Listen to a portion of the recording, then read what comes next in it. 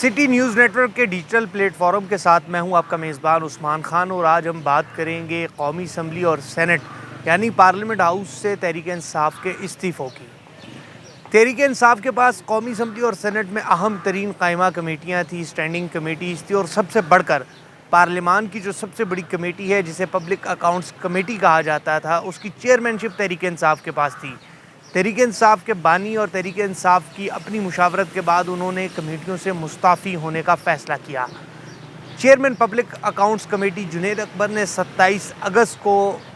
جو چیئرمین شپ سے استعفیٰ دیا تھا، اور اس کے ساتھ ہی ساتھ تحریک انصاف نے قومی اسمبلی کی اور سینٹ کی تمام قائمہ کمیٹیز اور اسٹینڈنگ کمیٹیز سے استعفے دے دیے تھے، اور 7 ماہ کا وقت گزر چکا ہے۔ اس کے ساتھ ہی ساتھ جو ممبران مختلف کمیٹیوں میں بطور ممبر موجود تھے اس سے بھی استعفیٰ دے دیا تھا۔ تحریک انصاف کے 2 سینیٹرز جو سینٹ آف پاکستان سے ہیں، جن میں ایک تو سینیٹر فیصل سلیم الرحمان ہے جو کہ قائمہ کمیٹی برائے داخلہ کے چیئرمین ہیں، اور اسی طرح سینیٹر ابڑو ہے، ابڑو جو ہے انہوں نے بھی اپنی جو اسٹینڈنگ کمیٹی ہے اس سے استعفیٰ نہیں دیا۔ جن میں اگر میں بات کروں کچھ کمیٹیوں کے، اگر میں نام لوں، جن میں جو فیصل سلیم الرحمان، جس طرح میں نے کہا وزارت داخلہ کے ہیں، سیف اللہ ابڑو وہ اکنامک افیئر ڈویژن کے چیئرمین تھے، انہوں نے استعفیٰ نہیں دیا۔ اون عباس جو ہے وہ انڈسٹریز اینڈ پروڈکشن کے تھے۔ محسن عزیز پاور کمیٹی کے چیئرمین تھے۔ ذیشان خانزادہ اوورسیز پاکستانی کے تھے۔ اسی طرح عامر ڈوگر قومی اسمبلی میں وزارت جو مذہبی امور ہے اس کی اسٹینڈنگ کمیٹی کے چیئرمین تھے، دیگر ممبران بھی تھے۔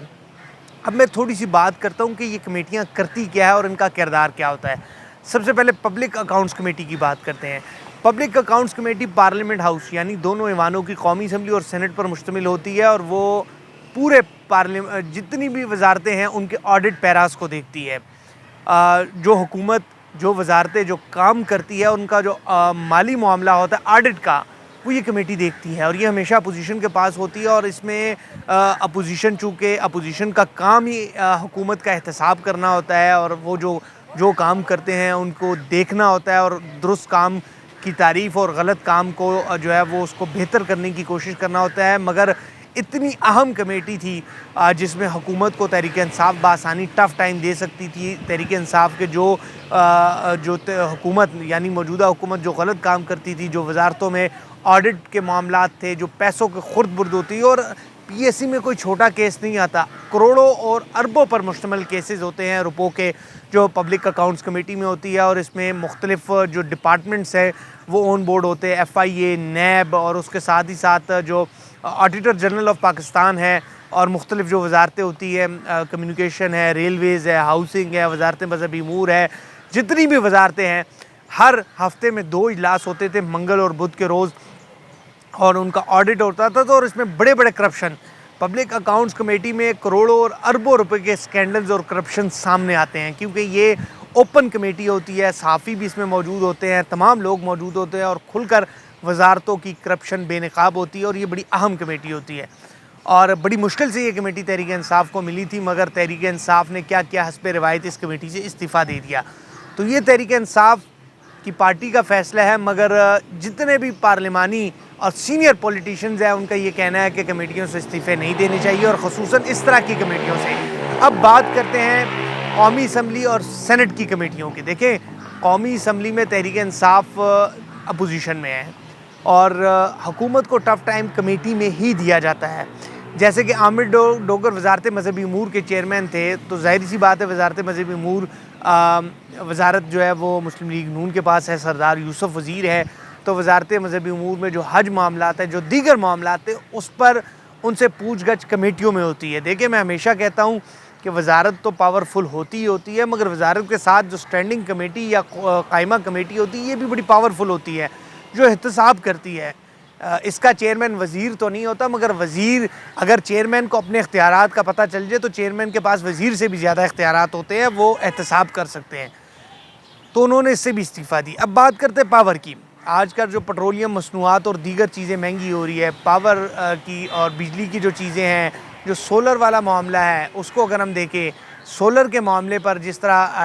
نیٹ ٹیکس ریٹس بڑھائے جا رہے ہیں، پاور کی کمیٹی تحریک انصاف کے پاس تھی، تو کمیٹی کے اندر آپ حکومت سے پوچھ سکتے ہیں کہ آیا آپ نے یہ چیزیں بڑھائی ہے، کیوں بڑھائی ہے، کس طرح بڑھائی ہے، کیونکہ جب بھی کمیٹی کا اجلاس ہوتا ہے تو جس کمیٹی کا اجلاس ہوتا ہے، اس سے متعلقہ وزارت کے سیکرٹری اور سینئر ممبران بھی اس کمیٹی اجلاس میں شریک ہوتے ہیں۔ تحریک انصاف نے سینٹ سے بھی استعفے دے دیے ہیں، قومی اسمبلی سے بھی استعفے دے دیے ہیں، انہوں نے تو استعفے دے دیے ہیں۔ اب بات کرتے ہیں حکومت کی۔ 7 ماہ کا عرصہ گزر چکا ہے، حکومت نے تاحال استعفے منظور نہیں کیے۔ حالانکہ یہ جمہوری طریقہ نہیں ہے، جب انہوں نے استعفے بھجوا دیے ہیں اسپیکر آفس اور چیئرمین سینٹ آفس، تو اس کی ویریفیکیشن کرنی چاہیے اسپیکر قومی اسمبلی سردار ایاز صادق صاحب کو، اور چیئرمین سینٹ اس کی ویریفیکیشن کرے اور استعفے منظور کرے، مگر یہاں پر ایسا نہیں ہے۔ انہوں نے فلور آف دی ہاؤس استعفے دیے ہیں، جا کے استعفے دیے ہیں، چیف ویب صاحبان نے ان کی پارٹی کے خود جا کے جمع کروائے ہیں، مگر حیران کن بات ہے کہ حکومت ابھی تک استعفے منظور نہیں کری۔ حکومت کا کام ہے استعفے، 7 ماہ گزر چکے ہیں، استعفے منظور کرے اور نئے چیئرمین کی تقرری کرے۔ اب پبلک اکاؤنٹس کمیٹی ہے، اتنی اہم کمیٹی ہے، آڈٹ پیراز متاثر ہو رہے ہیں، آڈٹس متاثر ہو رہے ہیں۔ حکومت تو چاہے گی کہ ان کے آڈٹ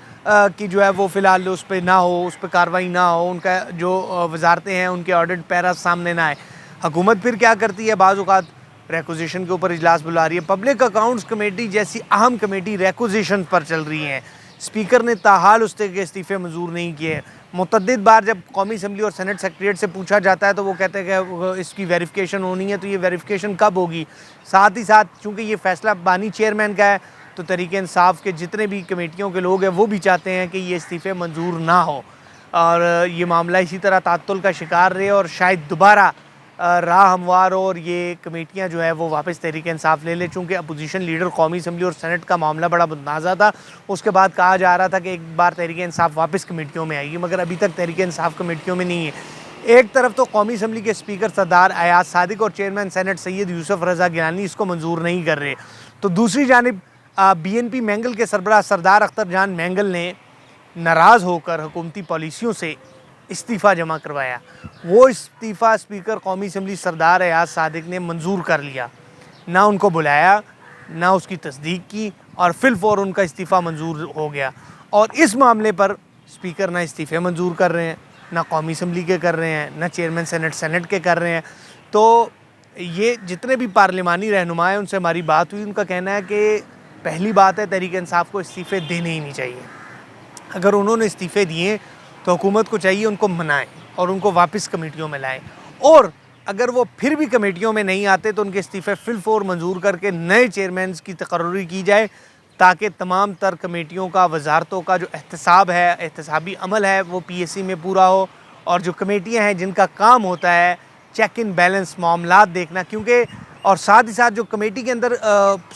معذرت پارلیمان کے اندر جو سوالات بھیجے جاتے ہیں یا مختلف چیزیں آتی ہیں ان کو متعلقہ